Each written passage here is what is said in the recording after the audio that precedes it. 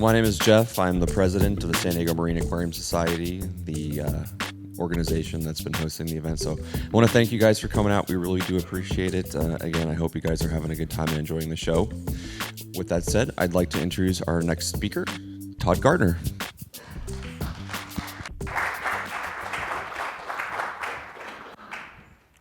Thank you, and thanks for getting up so early and getting out here. So originally, this was supposed to be a pure aquaculture talk. Jeff told me he decided we're going to have 2 aquaculture talks at MACNA. Seemed like a good number. And then halfway through the summer, he emailed me and said, would you mind switching your aquaculture talk to that collecting tropical fish on Long Island thing? Because now there's been blue tangs and yellow tangs and all these developments that MACNA is starting to get aquaculture heavy. And I said, that would be great because I haven't raised anything in 3 years. I don't have any new material. I'm going to be out diving all summer.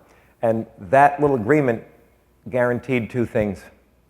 Sealed my fate. It guaranteed that it would be the worst collecting season since the McCarthy era on Long Island. For collecting tropicals, virtually nothing has shown up this year. It's very odd. And that something exciting would happen in my lab I'd want to talk about in the way of aquaculture. So as a result, I kind of have to make a hybrid talk out of this. And one other thing I have to mention is that 10 minutes after my talk ends, I'm supposed to be boarding for my flight. So I have to keep it short. I'm not trying to glaze over anything, but I'm going to have to kind of speed through some of this stuff. The way I've brought the 2 topics together, aquaculture going on in my lab and the Long Island collecting, is to talk about how Long Island, and particularly the eastern end of Long Island, is starting to become sort of a little hotspot for marine ornamental stuff in general. And I want to talk a little bit about why that is. For one thing, Long Island is not exactly known for, I mean, we're on the water, obviously. It's not exactly known for being a dive destination or a good place to get nice, clear water, get in the water. It's frozen a lot of the time. We have constant algae blooms that make visibility near zero. So it's not a great place to set up a marine ornamental fish hatchery. It's not a great place to take your diving vacation because most of the time the water isn't really suitable for any of that. Also, as far as setting up a business like a fish farm, there's a lot of reasons to not do it there. It's among the most expensive places in the world to live, to operate a business. Every time someone comes to me and says, I'm thinking of starting some kind of aquaculture thing on Long Island, I say, do you realize, and whether they want to talk about prawns or tilapia or clownfish or corals, I have to remind them that they're competing with people in other countries where the cost of living is very cheap and they don't need to heat their tanks and water quality is much better and just a lot of reasons to not do it. Also, aquaculture has been voted by aquaculturists the most aquaculture unfriendly state in America because they don't have laws that make it easy to set up any kind of aquaculture facility. The state and the county and the town at all the different levels of government, there's no agreement among the laws. It makes it very difficult to navigate the legal aspects of setting up a fish farm of any kind.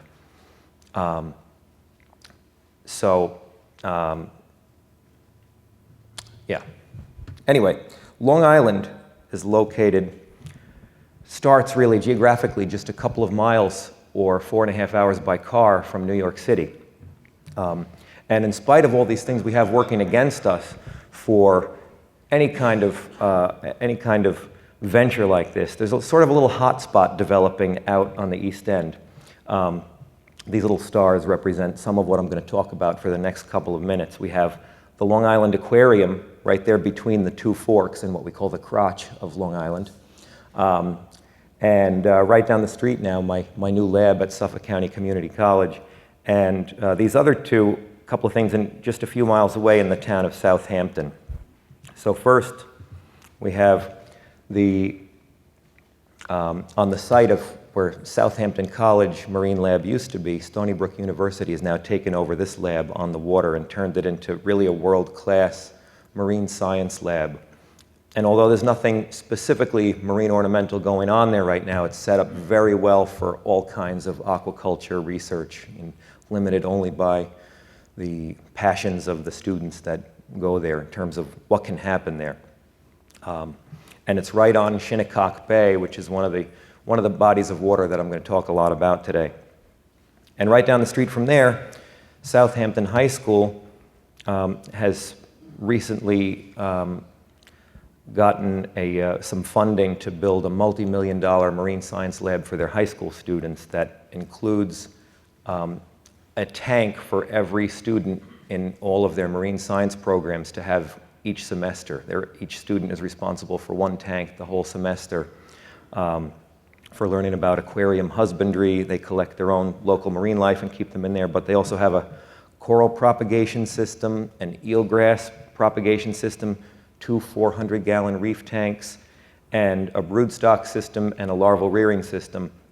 And they've already set up a business within this program to sell anything they produce to local pet shops, and they're already doing pretty well in that area, selling phytoplankton and zooplankton as reef supplements, and also selling lots of clownfish and hopefully other species pretty soon. And then there's this aquarium that you may have heard about. They want you to know they have butterflies, bugs, and birds. There's also a small reef tank there that people keep talking about. And here's Noel Heinsohn. He's my successor there. I left there 3 years ago to work at Suffolk Community College. Noel has taken over as the aquaculture czar at the aquarium and recently became the first person to raise an anthias. This is from an egg collected out of Joe's reef tank there. And just one thing I want to say about our aquarist of the year, Joe Waiulo. He has a history of really fostering innovation at the aquarium, and in a very simple way, he's made life easy for people like Noel and myself to make some great strides in aquaculture. And just this one simple rule he has: as long as your exhibits look good, you can spend your day doing whatever you want. And if that means pulling a cardboard box behind a tank and taking a nap, nobody's going to find you probably. But for Noel and myself and other people, it's meant making some great strides in trying to culture things. The first ever flamboyant cuttlefish was raised in captivity there, and a number of other species by Noel and other aquarists and myself. I forgot to mention one thing. I want to throw in one thing about Southampton High School that my wife just pointed out. I forgot to mention. If anyone's following the white shark research in the Atlantic right now, this organization OSearch spent a long time this summer off Long Island and has identified inshore waters of Long Island as an important white shark nursery ground, first ever place like this identified in the North Atlantic. And it's because of Greg Metzger, who was the marine science teacher that built that lab, who has started a project taking his students out to tag sharks. And they tagged the first juvenile white shark in the Atlantic last summer, and this is what got OSearch there and had them able to tag 9 more this summer. So he's doing a lot besides just having a world-class aquaculture lab in the way of marine science for high school students. So my lab at this small community college right down the street from the aquarium basically consists of a classroom that had some fish tanks in it. When I took it over 3 years ago, you see the wall there on the right, there were these 2 systems with this fancy circa 1970s filtration on it, big giant biotowers and big canister filters and very noisy jacuzzi pool pumps heating up the whole room and making it so noisy you had to turn off the systems in order to give a lecture in there. So 4 times a day, the systems are getting turned off for an hour and a half. It was a disaster. They had a tilapia, a couple of killies, and a horseshoe crab in those tanks. So I didn't have any funding to rebuild the systems the way I wanted, but I did get everything out of there and start populating them with some more interesting things. And around the time I was starting there, I was approached by Jared Goldenberg of Fluid Dynamics International, an aquarium maintenance business on Long Island, who had a very wealthy client who was interested in investing in the future of aquaculture, and also was easily convinced to buy unbelievably expensive fish toward that end. So that's how my lab has ended up with an impressive collection of fish that you normally couldn't afford to have in a college classroom. And there's a bunch of them. I don't even have time to talk about all of them right now. The coelacanth breeding project is still a couple of years out. But one of the things I'm most excited about that's come in recently is this guy, Rainfordia opercularis, the Flathead Perch. And I have to, in fact, I have to thank a few people for this fish landing in my classroom, especially Jared, also Kevin Cohen, who, this is the pair that was in his tank in his office for a few years and appeared periodically in spreads and reef builders. And nobody in the country could afford to buy this pair of fish. He finally sold them to us at cost, which was still pretty expensive. And I don't remember exactly how much was paid for them, but I know a pair recently sold, the only other pair in the country, just recently sold for $12,000. So it's a pricey little fish. I like to say it's just like a candy bass, except 5 times the price and 5 times the size. It's like a giant candy bass, and very closely related to the candy bass. So I was bracing myself for a very difficult larval rearing process. So we got this pair in the room, started conditioning them. They're in a 120-gallon sort of live rock only tank, live rock and this pair of fish. This is their daily feeding regime consists of, this is a variety of food from LRS, Larry's Reef Service, and the most important one, I don't think I have a pointer here, but is that showing up? No, not. Anyway, on the left there is his Who's Your Daddy blend, or it's also the Fertility Frenzy.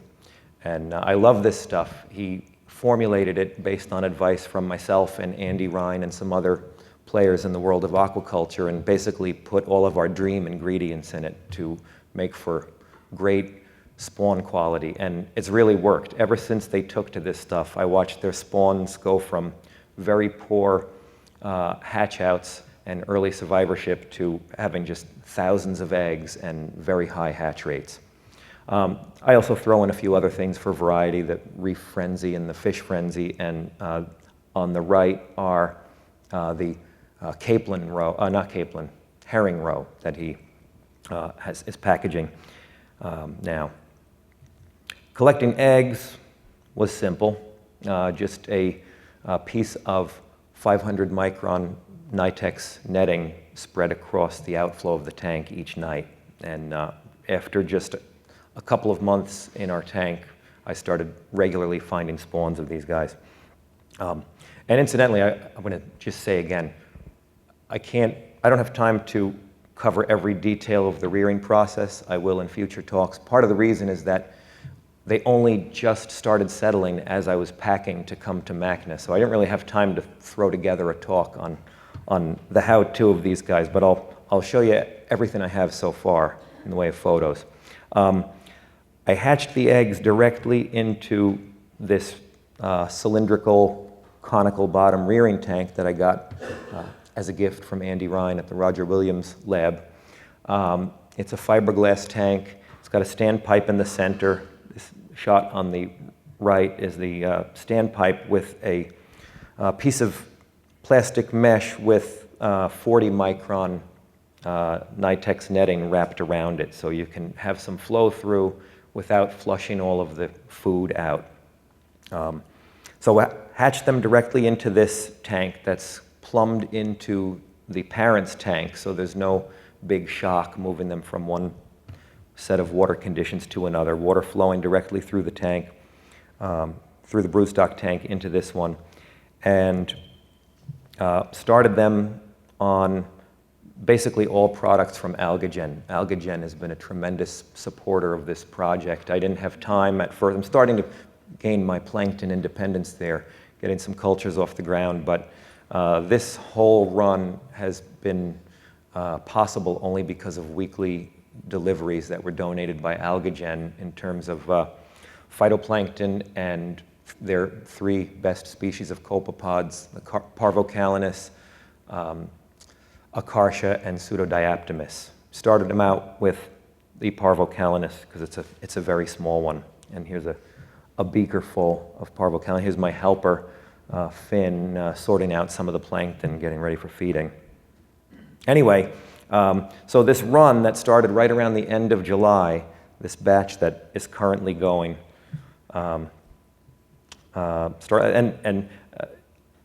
one great thing about these guys, I never had a chance to get a nice developmental series with the Leiopropoma because their spawn sizes were so small, I just couldn't sacrifice the larvae for photos. But there were so many larvae right at the start of this batch, I just knew there was no way I would ever have enough food or enough space for them to all grow up in this tank. So it allowed me the liberty of taking some out to put together this series. And in fact, it's also opening some other good doors for myself and my students because literally the only thing that's known about the larva of this species is from 2 late-stage larvae that were collected in Australia about 10 years ago. And Carol Baldwin, the world Saranid expert, wrote a paper describing these 2 individual larvae that were about the same size. And until now, those are the only 2 larvae anyone's seen. No one knows anything about their larval period or their development.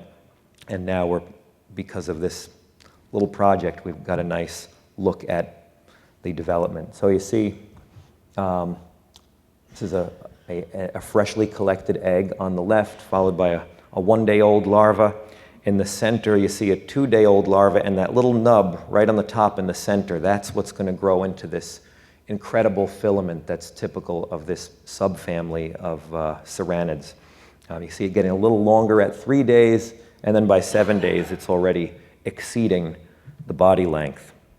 But it's incredible to look at that one little nub right there, and when you see what it becomes as this thing grows, and it's really fun to think about what could possibly be the evolutionary function. And you can't even imagine the burden of that thing that they're carrying around until you watch them pulling these things around, trying to do their thing and move around in the water with all of the friction that this thing is applying to them. Anyway, it's fun thinking about what its function could be. And it's been proposed that maybe it's some kind of a rudder, maybe acting like the tail of a kite, keeping them oriented into the current. But every deep sea biologist that I show this to looks at it and says, that looks just like a siphonophore, and this must be mimicry of siphonophore is a hydrozoan that has a really powerful sting. So the one shallow water siphonophore we all know of is the Portuguese man-o'-war, but there are lots and lots of siphonophores in the deep sea, and they have a terrible sting, and very few things eat them. So it may be primarily a mimicry. This guy at 17 days shows an interesting thing. We were excited to see this.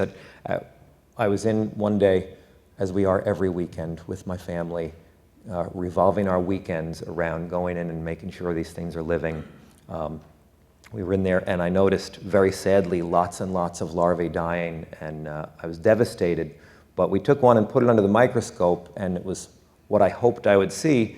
You'll notice the vertebral column starting to bend or flex upward here. This is a process called flexion, and all fishes go through it. When you look at the tail of a fish, and it usually looks pretty symmetrical, an upper and a lower lobe, the skeletal components of it aren't at all symmetrical. They're composed of the upper lobe is the turning up of the vertebral column, and the lower lobe is spines that come out of it and form that lower portion of the tail.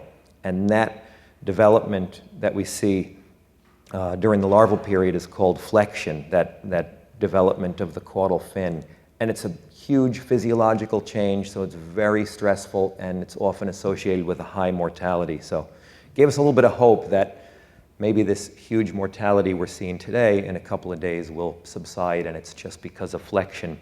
The other really exciting thing about it is that flexion is usually considered the midpoint in larval development. So knowing that the Leiopropoma carmabi, the candy bass, had a 120-day larval period gave me some hope that maybe I wouldn't still be having to spend every weekend at the lab right through Thanksgiving, that maybe the larval period would be a little bit shorter. So, and sure enough, it turned out to be. Here's one at just about a month old, and it now looks in most ways, except for the lack of color and that really long thing hanging off of it, kind of looks like an adult. This is nearly metamorphosed at about 30 days old. So this is all happening right as we're packing for MACNA. They're settling out and making me want to not come and just stay home and take care of these guys. And not because they're so valuable, but just because I have so much invested in them. Really revolved our entire lives. My whole family has revolved our lives around this tank full of fish since July. Here's a shot of, at 31 days, some of these late-stage larvae swimming around in this 50 or so gallon tank. It's amazing that they don't get these filaments completely tangled. And they sometimes do, but they tend to work it out.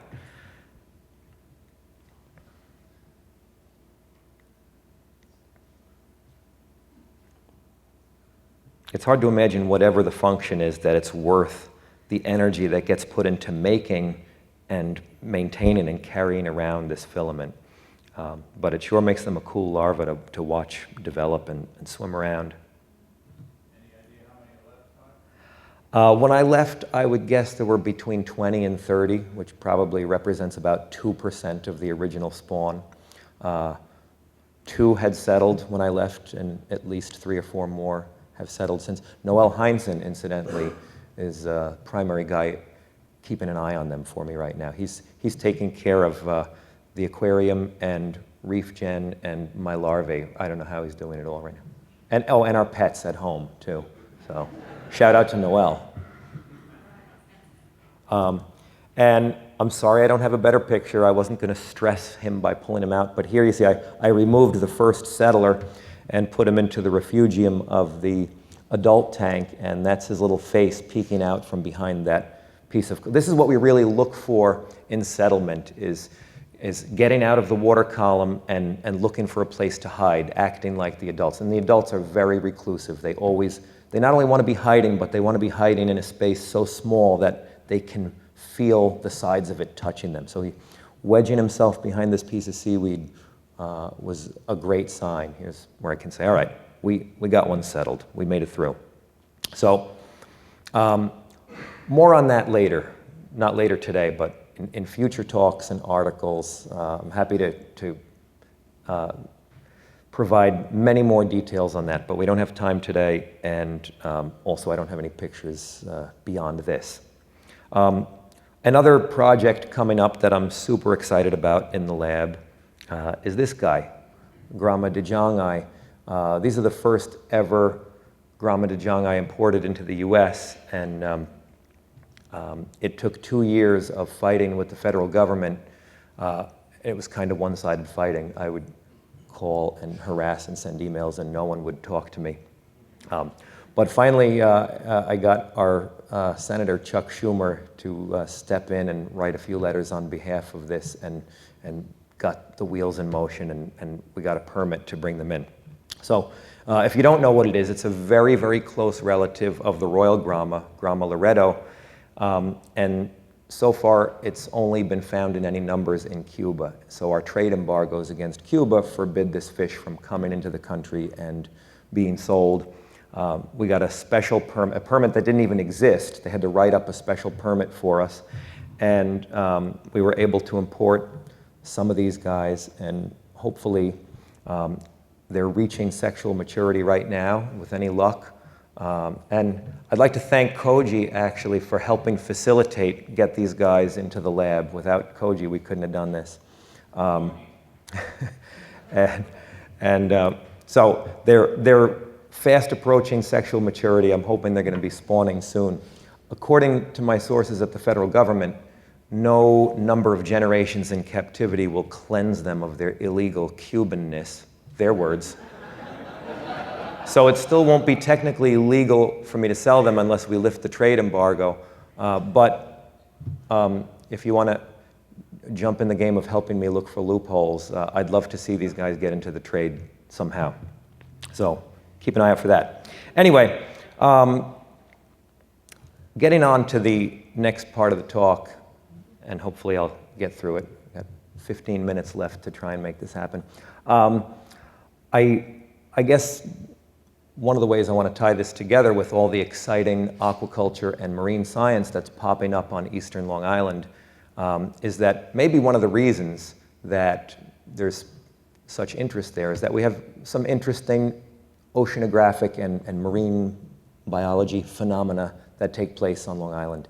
And every once in a while I get the bug to leave Long Island and get a job somewhere in the tropics and be somewhere where I can spend even more time in the water. But something always pulls me back. And one of the things that keeps Long Island interesting for me, and maybe for some of the other people that are persisting there in the face of all the adversity against aquaculturists and marine biologists and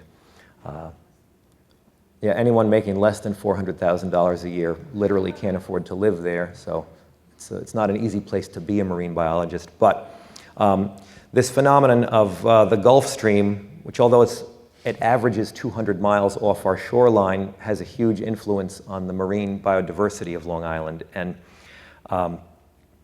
this phenomenon I'm talking about, the appearance of tropical fishes far outside of the tropics, occurs all along the coast. You can find tropical fish in Nova Scotia and of course in the Carolinas and everywhere in between. But something about the shape of Long Island and this little wedge called the New York Bight formed between Long Island and New Jersey somehow funnels a lot of this water during the summertime when south winds bring that surface Gulf Stream water close to shore. Something about Long Island, and I'm in touch with a lot of friends and colleagues up and down the coast, something about Long Island gets us a better diversity of tropical strays, we call them, than anywhere else from Cape Hatteras on north. So we collect them by a variety of means, pulling big seine nets through seagrass beds, diving, snorkeling with hand nets. Some of the most successful collectors I know just walk through the shallows with a dip net and scoop through the eelgrass, or set cinder blocks out as little shelters and pick them up, and the fish just fall out into their nets. We don't have any natural hard bottom substrate on most of the south shore of Long Island, so any little piece of garbage, I found a submerged toilet bowl one time, and there were butterfly fish all around it, and a tropical octopus hiding inside of it. I lugged the entire toilet bowl up out of the water and put it on the beach to shake all the stuff out of it. Anyway, so one of the best spots for this is Shinnecock Bay. So it's right down the street from us. All of the species I'm about to show you, and it's just an overview. It does not in any way constitute a comprehensive list. All of the species I'm about to show you, though, have been found in this one bay, in Shinnecock Bay on Long Island. And another interesting thing about many of the things that show up there is that in their normal tropical range, they're only found in pretty deep water. The deep water squirrelfish and the short bigeye are found in offshore continental shelf waters often, or on deep reefs, and are not so common. If you say going to go snorkeling in the Florida Keys or in the Caribbean, you're probably not going to see these guys in the shallows, but in New York we're catching them in a foot or two of water often. So here are some of the Squirrelfish and big eyes that we get there. Some of them are surprisingly abundant, especially the short big eye in the center bottom here.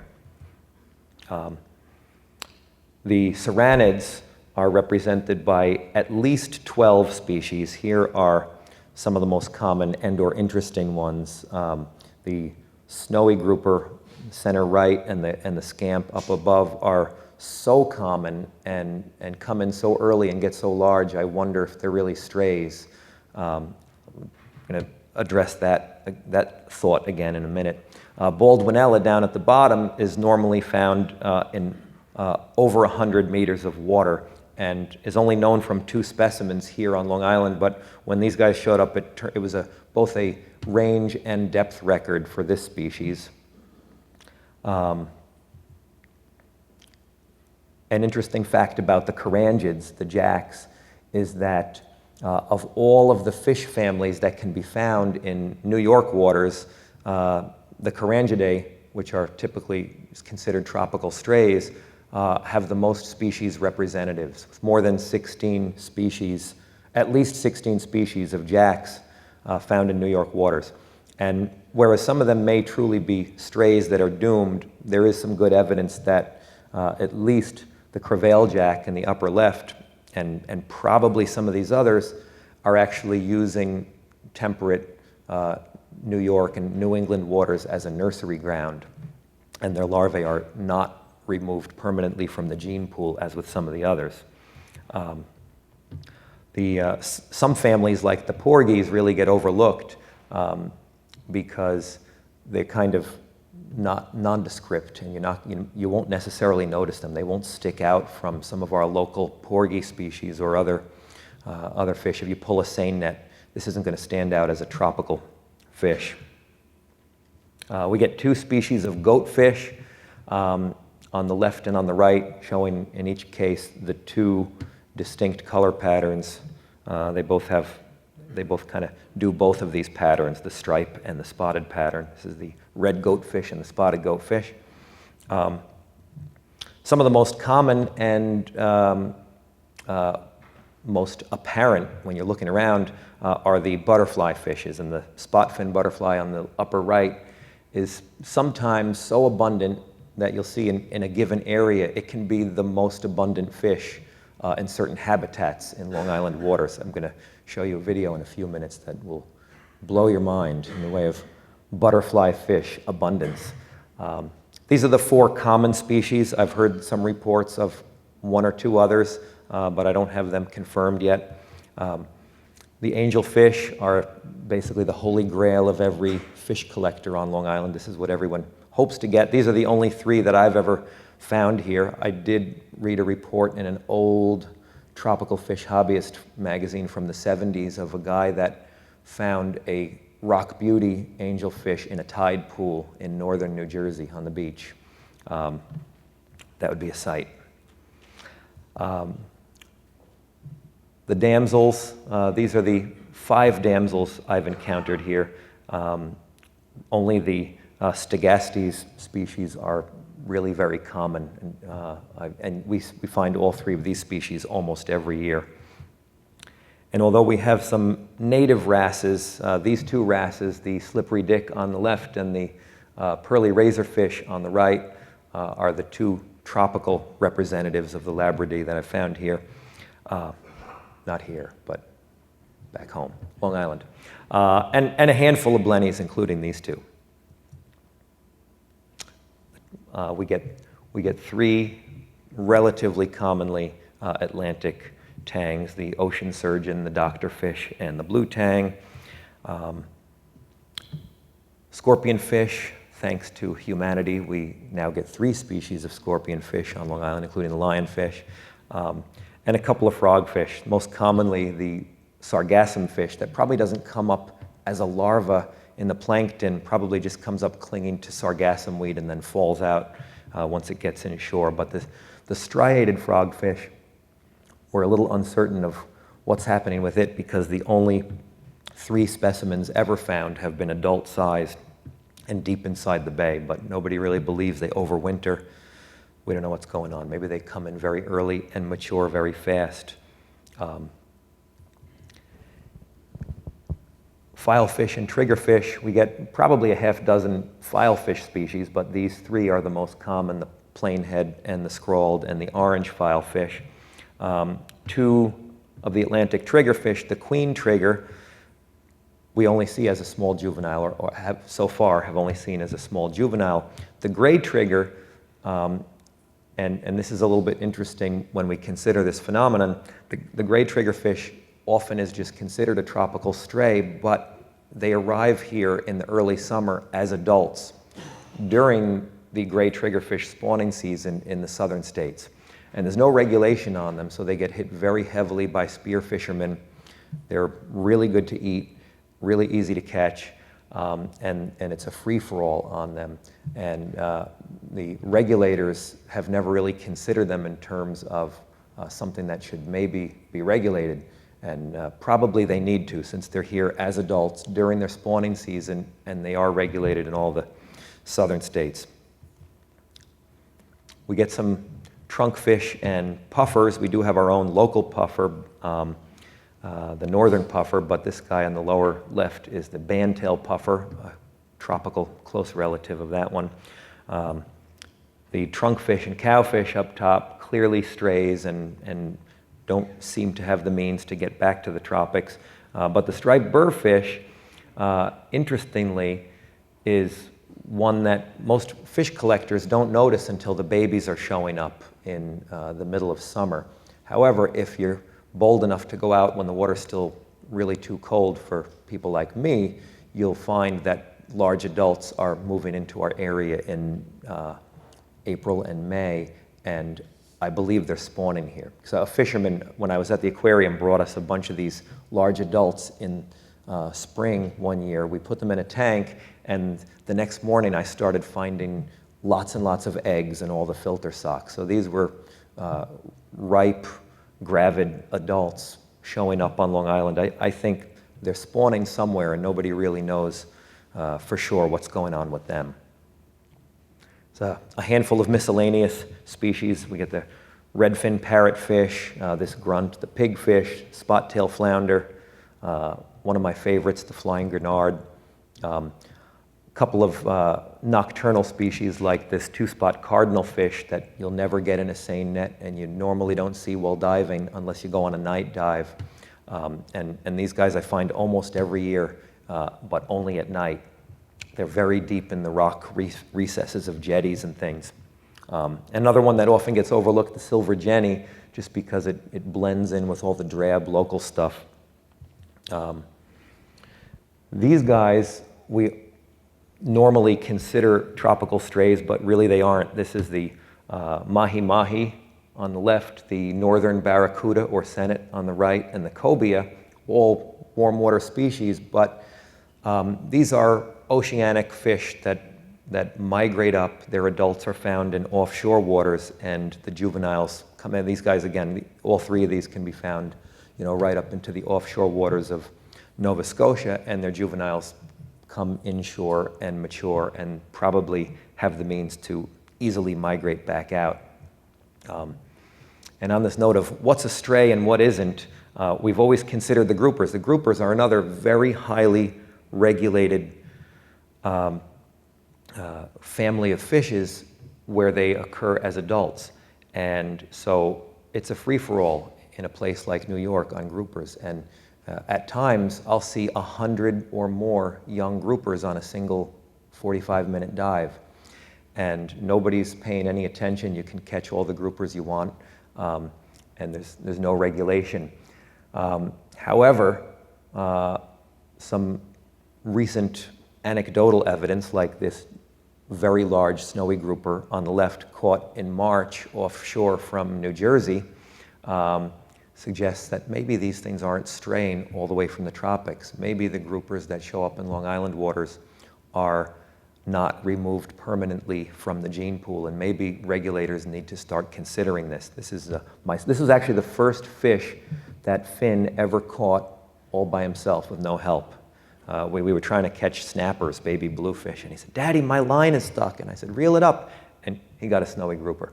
On the right is my holy grail, the one fish I hope to catch one day as a stray. This is Antheus nickel's eye, caught in about 400 feet of water off the coast of New Jersey. This is an adult.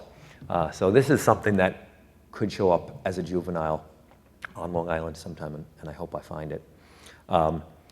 But so there's an awful lot that is unknown. There's a lifetime of research that can be done with this phenomenon of these tropical species showing up hundreds or thousands of miles from their normal home ranges. I am working on a guidebook, a field guide to the tropical stray species of the Northeast.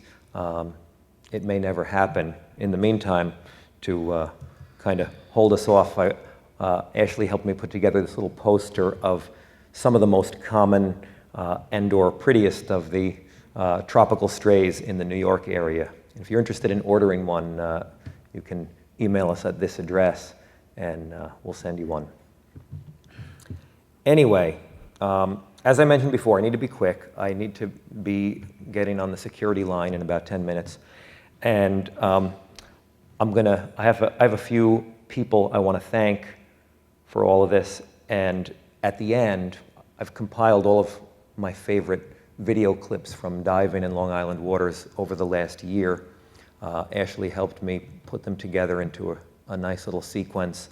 And I'll take questions during, well, that plays in a minute. But first, I want to just mention some of these players here. Reefs.com gives me an outlet to write about all of these passions, and they're really a fantastic website and magazine.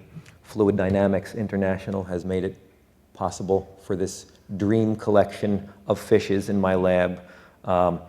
Other contributors, Two Little Fishies and LRS and ESV and Ecotech Marine all have made contributions in the way of products to my lab.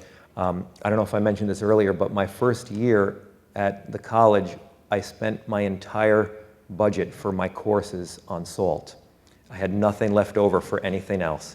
Right now, Bob Stark at ESV provides 100% of the salt that I need for the lab and frees up that entire $3,000 freed up for other stuff.